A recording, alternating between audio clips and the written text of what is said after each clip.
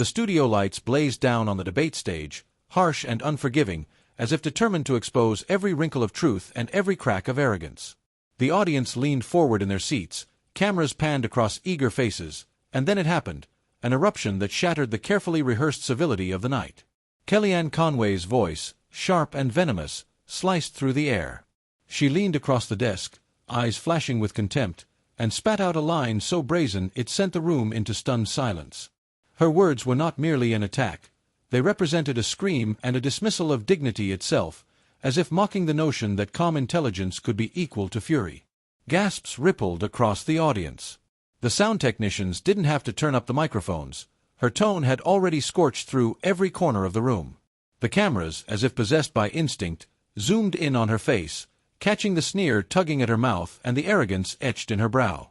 It wasn't just an insult, it was a performance, crafted to belittle and dominate, a moment of raw disdain that left even seasoned commentators blinking in disbelief. And then, cut to Jasmine Crockett. The camera found her in that exact heartbeat, sitting with an almost unsettling stillness. She didn't flinch. She didn't recoil. Her eyes locked forward, unbroken, a calm tide against a crashing storm. While Conway's fury blazed like wildfire, Jasmine's expression held the weight of history, measured, patient, and steady as stone. In that instant, the polarity of the night was born. One woman personifying arrogance dressed as confidence, the other radiating dignity disguised as silence. The audience could feel it, the palpable clash of energies, like two storms colliding above an ocean. Even through television screens across America, viewers shifted in their seats, feeling the tension coil tighter, waiting, aching, for the release. Was Jasmine going to break? Would she return fire? Or was this the moment the villain seized the stage? The moderators shuffled their notes nervously, pundits backstage whispered frantically into earpieces, and yet Jasmine remained unmoved, her silence cutting sharper than any shouted insult. It was the kind of pause that made history, the kind of calm that turns ridicule into opportunity. But what came next would flip the entire debate upside down. The confrontation unfolding on that stage wasn't just another clash of personalities. It was a mirror reflecting America's most pressing question: who gets to define the nation's identity? The debate had been billed as routine commentary, another panel of talking heads sparring for airtime. But the moment Kellyanne Conway raised her voice, it transformed into something larger, something that seemed to stretch beyond the walls of the studio and into living rooms across the country. Wasn't merely about two women trading barbs. It was about whether arrogance and dismissal would drown out dignity and truth in the eyes of a nation still wrestling with its conscience. For months, the political climate had been thick with division. Headlines spoke of culture wars, viral clips, and a public growing numb to shouting matches that left them no wiser. Americans were weary, tired of being spoken over, tired of seeing their values twisted into sound bites for clicks. Yet here was a stage that promised more. The air was electric with expectation, because the stakes weren't limited to who won the exchange. They touched on who America wanted to be. Would the nation align with bluster and contempt, or could it still recognize the quiet strength of composure? Media hype had primed the audience for fireworks. Social media had been buzzing for days, teasers promising confrontation, influencers daring their followers not to miss it. Clips of Conway's past tirades were already circulating, with captions like, "Watch her crush her opponents again." Commentators, hungry for conflict, framed it as a mismatch, an experienced firebrand versus a younger, calmer representative who many assumed would be steamrolled. In that build-up, the narrative was already rigged in favor of arrogance, with the hero cast as an afterthought, a side character in someone else's show. But America loves a twist. Beneath the surface, something more profound was stirring. Jasmine Crockett's values weren't born from shouting matches or power games. They were grounded in lived experience, in representing communities often ignored or mocked. She embodied the calm determination of those who had fought for a seat at the table, not with rage, but with persistence. To her, this stage wasn't entertainment, it was responsibility. She knew the millions watching weren't just spectators. They were people searching for validation, for a reminder that dignity still had a voice in public life. Conway, by contrast, wasn't there to listen. Her agenda was clear: dominate, humiliate, and reduce the exchange to noise. It was a strategy rooted in spectacle, crafted to reinforce the belief that volume equals strength. Her scream in the opening moments was no accident. It was a tactic, a performance designed to seize control of the narrative before it even began. For her, wasn't about values or identity, it was about silencing anything that threatened her worldview. The clash of these two forces, the arrogance of dismissal and the resolve of composure, turned the studio into a battleground of ideals. Viewers at home could feel it in their bones. This was more than political theater. It was a question of whether America would keep rewarding rage or finally pause to honor restraint. The air seemed to thicken as the debate pressed on. Each exchange layered more tension into the room, building towards something neither side could escape. And then Conway did what she always did. She doubled down, her voice rising again, her words growing sharper, convinced that if she pressed harder, the silence across from her would shatter. And when the villain doubled down, nobody expected how the hero would respond. To understand the magnitude of Kellyanne Conway's outburst, you have to look at the road that led her there, a career stitched together by sharp elbows, sound bites, and a willingness to bend truth until it broke. 4 years, she had thrived in the chaos of America's political circus, mastering the art of turning every question into an attack, every spotlight into a stage for self-righteousness. To her supporters, she was fearless. To her critics, she was the embodiment of cynicism, a performer who traded honesty for dominance and treated public trust like a disposable commodity. Her history was riddled with moments that revealed a consistent pattern. When challenged, she didn't reason, she ridiculed. It was there in the infamous interviews where she coined phrases like alternative facts, dismissing reality with a smirk that infuriated journalists but delighted partisans who mistook evasion for cleverness. It was in the way she dodged accountability, using humor as a shield, sarcasm as a weapon, and volume as a substitute for truth. Every insult, every verbal grenade, was another brick in the persona she had so carefully built, untouchable, unapologetic, and unrepentant. But behind that armor lay cracks. For all her confidence, Conway had long relied on spectacle more than substance. Her strength came not from depth of argument but from the sheer force of disruption. She had perfected the tactic of overwhelming opponents, not by disproving them, but by rattling them into silence. It worked well against those who came unprepared or those unwilling to lower themselves into the mud. She thrived in chaos because chaos was her element. And yet, hypocrisy stalked her shadow. She painted herself as a champion of truth-telling, while spinning narratives so brazenly distorted they became late-night comedy fodder. She demanded respect for her positions while routinely dismissing others with contempt. She positioned herself as a defender of American values while aligning herself with rhetoric that divided neighbor from neighbor. For every defiant soundbite that trended on social media, there was a contradiction waiting to be unearthed, a reminder that arrogance often mistakes itself for invincibility. Her entitlement only reinforced this blind spot. Years in the spotlight had convinced her she could not only dominate the stage but define the rules of engagement themselves. She believed audiences craved spectacle more than sincerity, that Americans would always reward the loudest voice in the room. To her, dignity was weakness, and silence was surrender. That conviction had carried her far, but it had also insulated her, keeping her from recognizing when the ground beneath her was shifting. Because America was changing. The public, exhausted from years of toxic shouting matches, had begun hungering for something different. They didn't want more spectacle, they wanted substance that honored their struggles and identities. Conway's act, once effective, now risked becoming a caricature, a predictable script in a time when people longed for authenticity. But she couldn't see it.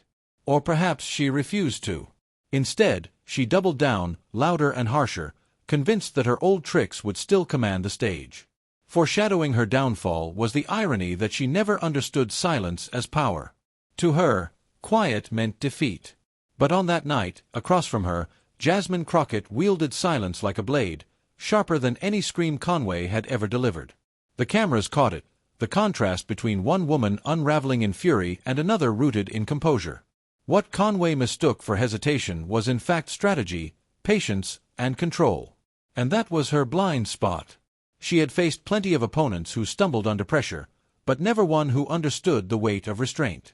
Conway's arrogance convinced her that volume alone could drown out truth and that fury could erase dignity. But arrogance blinds, and blindness breeds vulnerability. 4 years, her playbook had been the same: attack, overwhelm, dominate. It was a strategy she thought could never fail. But arrogance has a way of setting trap, and on that stage, under the glare of the cameras, her usual weapons were about to betray her. But their usual playbook was about to backfire on the biggest stage yet. To understand the gravity of Jasmine Crockett's silence on that stage, you have to travel far beyond the glare of the cameras, back to the roots that shaped her calm resilience. She wasn't born into the comfort of political dynasties or groomed in the shadows of privilege. Her story began in a small Texas town, in a family that knew the meaning of hard work and sacrifice. Her parents, descendants of immigrants who believed in the promise of America, taught her that dignity was not something handed down, but something fought for daily in the face of struggle. Her father, a quiet man who had served in the military, embodied discipline and selflessness. He had worn his uniform not for glory, but out of duty to a country that didn't always return his loyalty in kind. Her mother, who balanced 2 jobs while raising children, instilled in Jasmine the unshakable truth that no labor is beneath you if it keeps your family afloat. Those early lessons were not abstract ideals but lived realities, resilience forged in the heat of bills overdue, nights of sacrifice, and mornings of rising early when others slept. Jasmine grew up watching the subtle injustices her family endured, the dismissive glances, the lowered expectations, and the quiet but constant reminders that some voices were not meant to be heard. And each time she encountered those slights, she made a choice. She would not respond with rage, but with persistence. Teachers remembered her as the girl who studied harder, who spoke with measured conviction, and who learned early that patience could be louder than shouting. By the time she reached law school, she had already internalized that every closed door was an invitation to knock again, harder, until it opened. She devoted herself to defending those who had no money for a defense, no privilege to shield them. In cramped courtrooms, she stood beside clients written off as statistics and demanded they be seen as human beings. For Jasmine, advocacy wasn't performance, it was survival work, rooted in the same lessons her parents had lived. That grounding made her different from the politicians who treated public service like a career ladder. She wasn't in politics for spectacle or spotlight. She was there because she had seen the cost of silence in communities ignored and misrepresented. Her activism carried the weight of generations who had been told to sit down and be quiet. And so she did the opposite. She stood up, and when she spoke for more than herself. Her resilience wasn't flashy.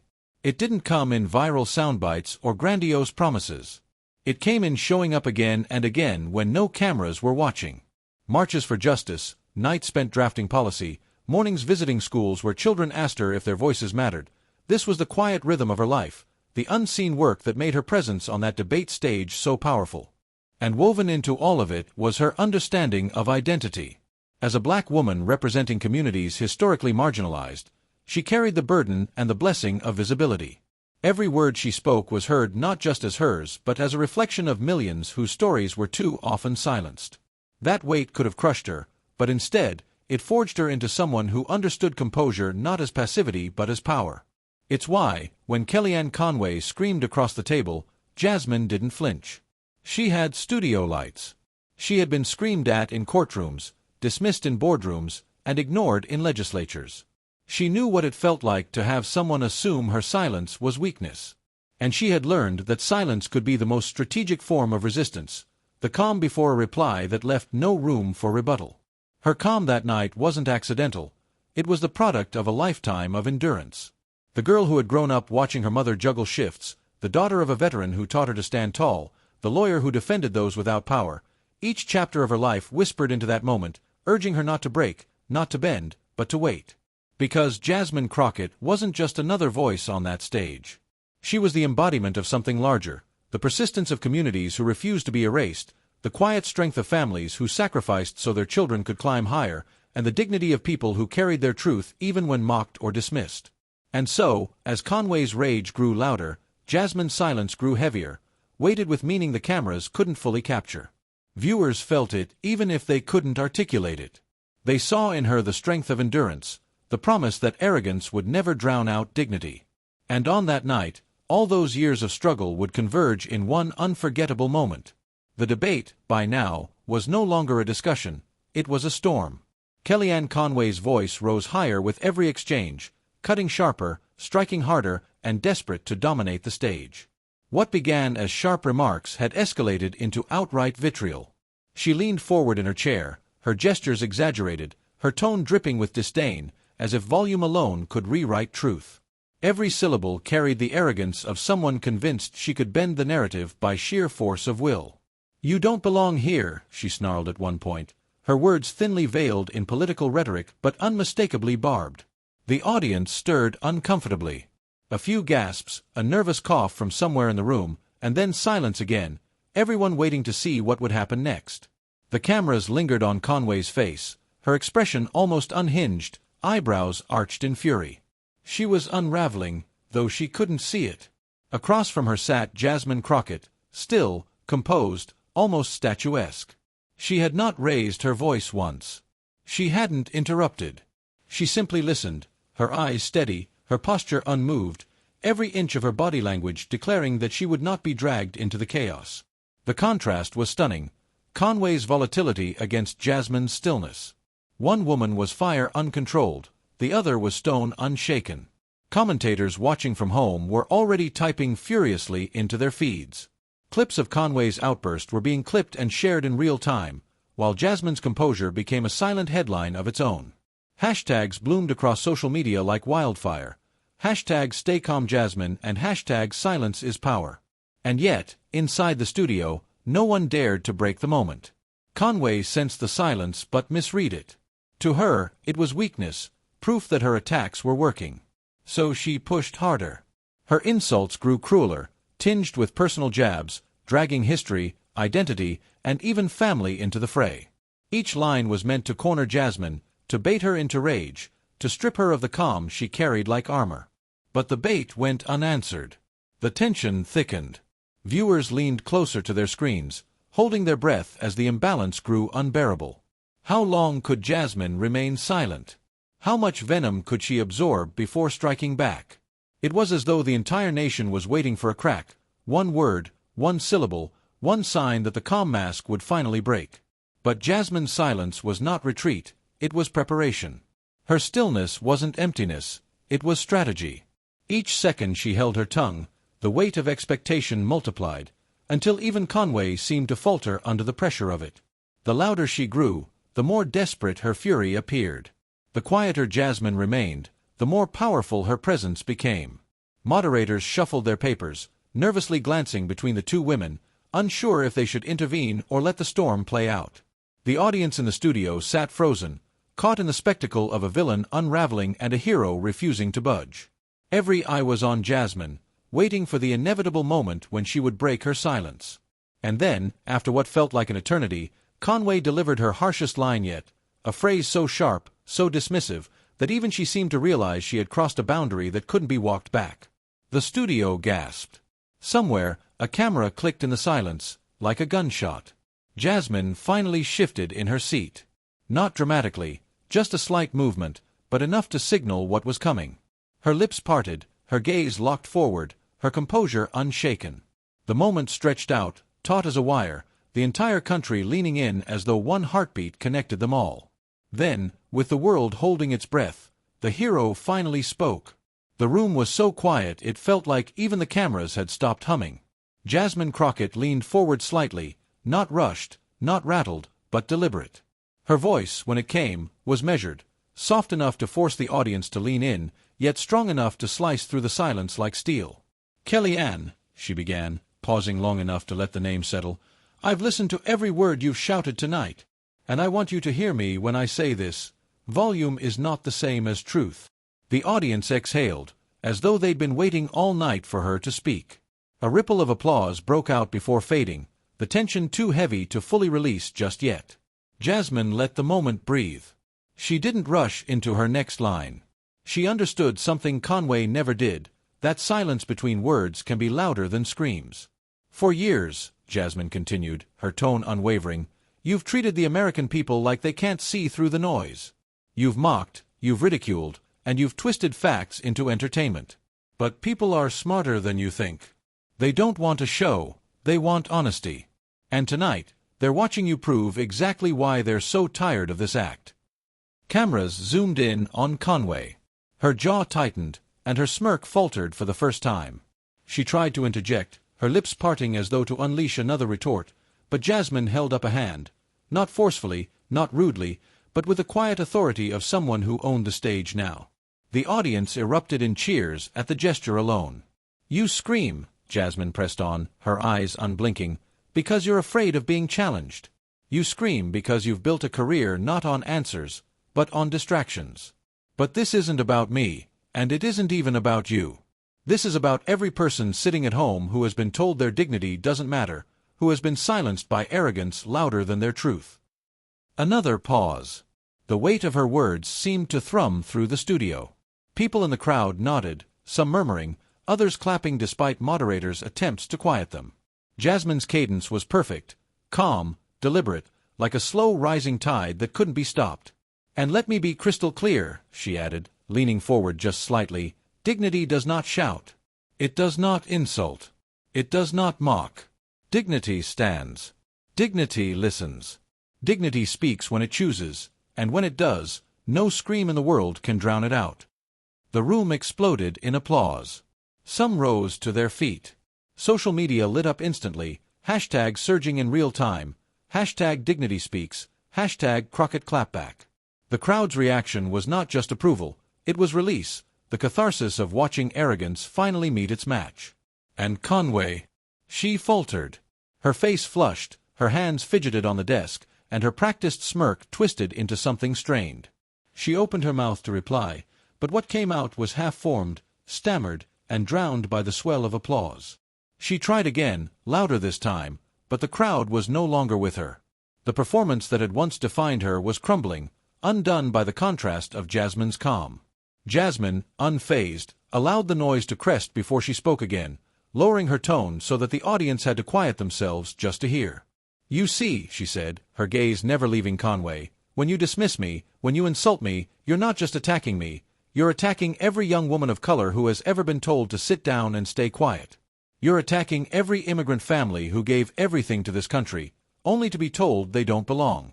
You're attacking the very people who keep this nation alive through sacrifice, work, and hope."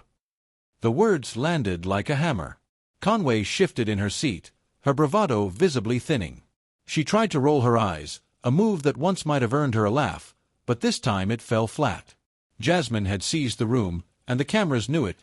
They lingered on her, framing her as the undeniable center of gravity.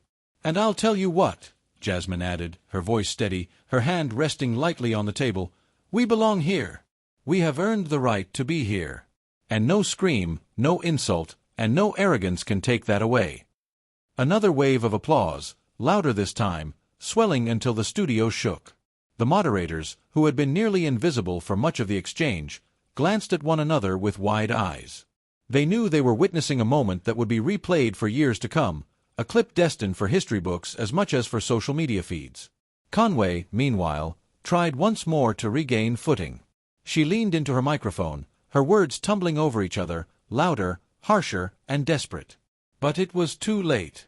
The more she fought to reclaim attention, the more the contrast sharpened, her desperation against Jasmine's poise, her chaos against Jasmine's calm. The battle wasn't even between their words anymore. It was between composure and collapse. Jasmine waited, her silence allowing Conway's flailing to hang awkwardly in the air. Then, with perfect timing, she delivered the final blow of the exchange. "You can scream all you want. But tonight, America sees the truth. Your noise has run out, and dignity is still standing." It was a mic drop without theatrics, a closing line so clean, so irrefutable, that it left Conway visibly stunned. The audience rose to their feet in thunderous applause, the sound of a collective release echoing far beyond the studio walls. Online, clips were already circulating, captions blazing with triumph. "Crockett ends Conway's career in 60 seconds. Conway sat back, flustered, her face betraying the rarest of emotions for her, defeat. She looked smaller under the lights now, her earlier bravado exposed for what it was, noise without substance. Jasmine, on the other hand, remained still, allowing the ovation to wash over her, neither gloating nor retreating, but holding steady in the center of it all. And just when viewers thought it was over, the hero went even further. The moment the debate ended, the country felt different, like the air itself was charged. Within seconds, Twitter, TikTok, and Instagram were flooded. Hashtags exploded in bold neon across trending lists, hashtag truth over noise, hashtag dignity wins, and hashtag mic drop heard round the world. Clips of the exchange were cut, looped, slowed down, remixed with dramatic music, and captioned in every possible font. Side-by-side videos went viral. On one side, the villain's red-faced outburst. On the other, the hero's unflinching calm, that razor-sharp clapback delivered with surgical precision. Millions didn't just watch it, they felt it. On late-night comedy shows, the moment was replayed again and again. Hosts leaned back in their chairs, smirking as they mimicked the villain's flustered stammer, cutting to the audience's laughter. One compared it to watching a balloon pop in slow motion. Another joked, "Some debates end in policy discussions. This one ended in a career obituary." Across the networks, political analysts struggled to keep up. Commentators on mainstream outlets framed it as a turning point in American political theater. On progressive channels, it was heralded as long overdue justice. Even on networks unfriendly to the hero, anchors paused, visibly rattled, admitting that the villain had been caught off guard. But the most powerful reaction wasn't from politicians or pundits. It came from everyday people. A grandmother in Texas posted a video, tears in her eyes, saying, "I've waited my whole life to see someone stand tall like that, without fear." A young immigrant in New Jersey stitched the clip with story, "My parents came here with nothing, and tonight, someone finally spoke for us." High school students used the moment as a soundbite in their TikTok edits about resilience, splicing it between gym clips, protest marches, and graduation speeches. Memes rolled out in an endless tide, some playful, some raw, but all carrying the same underlying message: truth has power. And it wasn't just about entertainment. Poll numbers shifted overnight. A surge of donations poured into grassroots campaigns aligned with the hero's values. Community organizers reported packed meetings, with newcomers saying they felt ignited by what they had witnessed. For a country so often exhausted by noise and cynicism, that night gave people permission to believe again, that dignity could cut through the chaos, that courage could silence arrogance. Still, beneath all the cheers and celebrations, there lingered a growing sense of anticipation. Because as unstoppable as the moment seemed online, insiders whispered that the real ripple effect was only beginning. Some consequences unfold on screens, measured in likes and retweets. But the biggest consequence of all wasn't even on TV.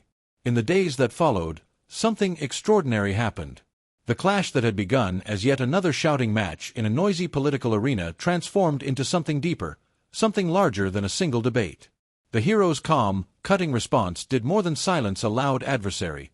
It reframed the conversation for millions of Americans watching at home. What people remembered most wasn't the insult nor the villain's anger, but the unshakable dignity of someone who refused to be dragged into the mud. That was the moral that began echoing across the nation. Arrogance may draw headlines, but dignity shapes history. The louder the villain shouted, the smaller they appeared. The quieter and steadier the hero remained, the larger they grew in the eyes of the people. It was proof of something Americans have always known but too often forget, that true strength doesn't come from volume, but from conviction. Teachers brought the moment into classrooms, not to debate policy, but to show students an example of character. Pastors and community leaders cited it in sermons and speeches, framing it as a parable for modern times.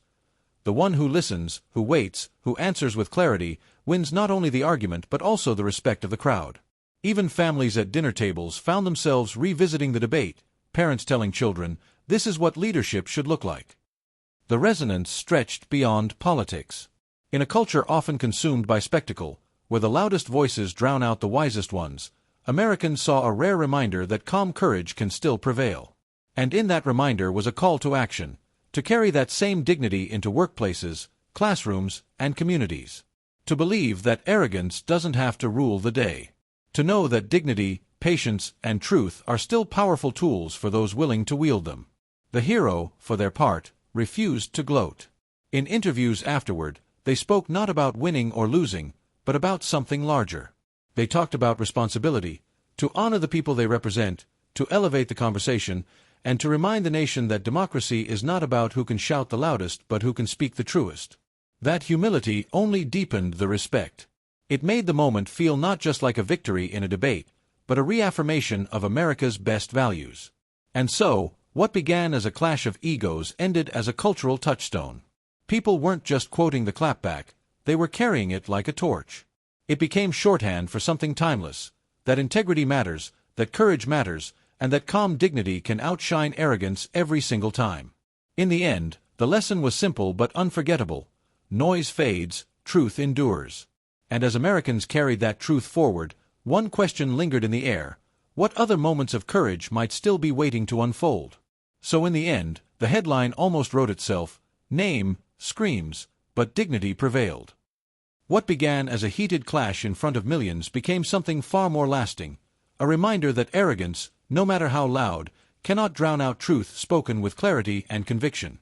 The villain shouted, ranted, and tried to dominate the stage. But the hero stood firm, refusing to be shaken, refusing to descend into the noise. And in that stillness, in that calm confidence, the balance of power shifted. Viewers didn't remember the rage, they remembered the restraint. They remembered the moment dignity spoke louder than arrogance ever could. That's the moral of this story, and it's one worth carrying far beyond this debate stage. In our homes, in our communities, and in our politics, the lesson remains the same: truth always outshines arrogance. Dignity always lasts longer than rage. And the people who rise above the noise are the ones who leave their mark. If you believe that too, if you believe dignity is stronger than arrogance, that truth still matters in a world of noise, then help us amplify this message. Share this story. Spread it to friends, family, and colleagues. Because every time we celebrate dignity over arrogance, we take one step closer to a healthier, more honest public square. Join us in holding power accountable. Join us in reminding the world that leadership is not about who can scream the loudest, but about who can stand tallest when it matters most. Because this story wasn't just about a single night. It was about a principle worth defending. And together, we can make sure that principle, dignity over arrogance, always prevails.